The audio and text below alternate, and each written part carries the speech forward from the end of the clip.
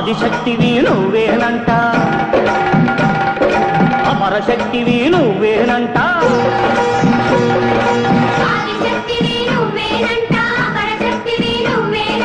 దుష్ట శక్తులను పతనం చేసే పరాశక్తివి నువ్వేనంట.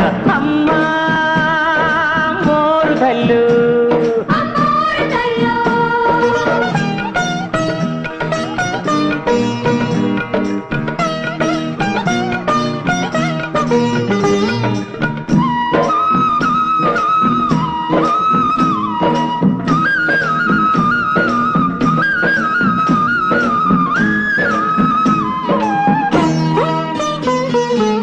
కళ్ళల్లో సూర్యుడు చంద్రుడు నిత్యం ఎలుగుతూ ఉంటారంట,